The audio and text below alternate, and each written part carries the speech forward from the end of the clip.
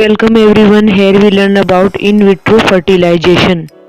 Normal fertilization की process में female body में ओव्यूलेशन की प्रोसेस के दौरान एक एग ले किया जाता है जिसे कि ओवम कहते हैं।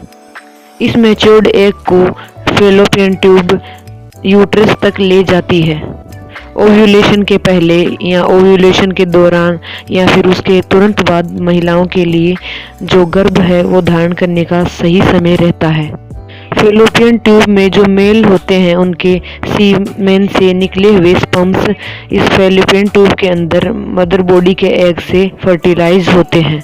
गर्भाशय में जोना हैचिंग के प्रोसेस के थ्रू ये जो एग होता है ये अपने आउटर लेयर को उतार देता है जिसे कि जोना पेल्यूसिडा कहते हैं, जो कि फर्टिलाइज्ड एग के लिए एंड्रोमेट्रियम की जो लेयर होती है उससे जुड़ने के लिए जरूरी होता है। इस तरीके से फर्टिलाइज्ड एग मदर बॉडी के यूट्रस से कनेक्ट हो जाता है, यानी कि उसकी यूट्रस वॉल में फिट हो जाता है। इस फर्टिलाइज्ड एग के मदर बॉडी से जॉइंट होने के बाद मदर बॉडी में एक स्पेशल स्ट्रक्चर बनती है जिसे कि प्लेसेंटा कहते हैं, जो कि मदर और बेबी के बीच एक कनेक्शन को बनाता है।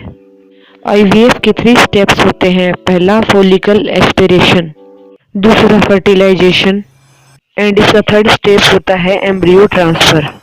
फॉलिकल एस्पिरेशन आईवीएफ का पहला स्टेप होता है जिसमें अल्ट्रासाउंड प्रोब से देखकर जो अंडाशय होता है उससे एग्स कलेक्ट किए जाते हैं। हर ओवरी में जो लिक्विड होता है उससे फिल्ड कुछ बैग्स पाए जाते हैं जिन्हें कि फॉलिकल्स कहते हैं। इन फॉलिकल्स में एग निकालने होते हैं, इसलिए ओवरी के वेजाइनल वॉल में एक पतली और लंबी सुई डाली जाती है। ओवरी के वेजाइनल वॉल में डाले जाने वाली इस निडल को एक सक्शन यानी कि खींचने वाले इंस्ट्रूमेंट से कनेक्ट कर दिया जाता है। इस प्रोसेस में जो एग्स फॉलिकल से बचे हुए हैं वो एग्स बाहर निकाले जाते हैं। इन एग्स को कलेक्ट करते ही इन्हें तुरंत फर्टिलाइज करने के लिए लैब्स में ले जाया जाता है, जहां बहुत से सीमेन में जो शुक्राणु होते हैं या स्पर्म्स होते हैं उनसे इन्हें फर्टिलाइज करवाया जाता है।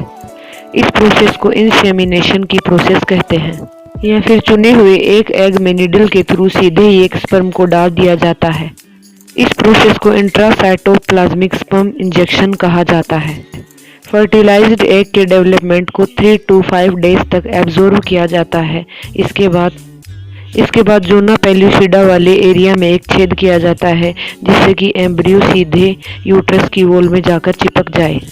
इसके बाद एम्ब्रियो ट्रांसफर की प्रोसेस की जाती है जिसमें कुछ डेवलप हुए एम्ब्रियोज को मदर बॉडी में इंजेक्ट कर दिया जाता है, जबकि बाकी बचे एम्ब्रियोज को कभी कभी फ्रोजन स्टेज में स्टोर करके रख दिया जाता है ताकि अगर इन फ्यूचर उनकी नीड हो तो वो काम में लिए जा सके। एम्ब्रियो ट्रांसफर के दौरान मदर बॉडी के जो पार्ट होता है उसमें एक स्पेक्यूलम भी डाला जाता है। एम्ब्रियो ट्रांसफर के दौरान मदर बॉडी में एक स्पेक्यूलम को भी डाला जाता है जिससे कि डॉक्टर्स गर्भाशय ग्रीवा यानी कि सर्विक्स को देख सकते हैं।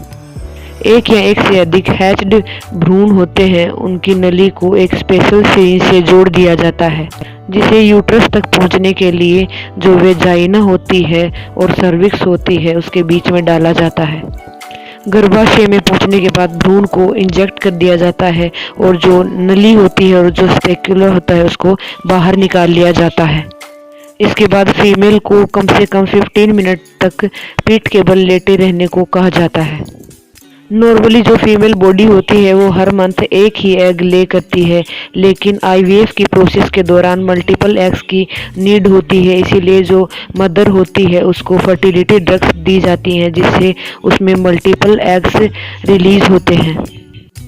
आईवीएफ की प्रोसेस में 2 से 3 एम्ब्रियो यूट्रस में इंसर्ट किए जाते हैं ताकि चांसेस ऑफ प्रेगनेंसी बढ़ जाए। इसीलिए आईवीएफ की प्रोसेस के दौरान ट्विंस बच्चे पैदा होने के चांसेस भी बढ़ जाते हैं। एम्ब्रियो ट्रांसफर करने के 10 से 12 दिन के बाद जो ब्लड टेस्ट है उसके थ्रू प्रेगनेंसी को कंफर्म किया जाता है। इंसेमिनेशन की प्रोसेस के बाद डॉक्टर जो एग्स हैं उनकी मॉनिटरिंग करते हैं और ऐसे एग्स को कलेक्ट किया जाता है जिनमें प्रॉपर डिविजन्स हो रहे हों। ऐसे एग्स को ही मदर बॉडी में इंजेक्ट किया जाता है। Thanks for watching. Keep like, share and subscribe my channel Easy Learning by Anju Swami.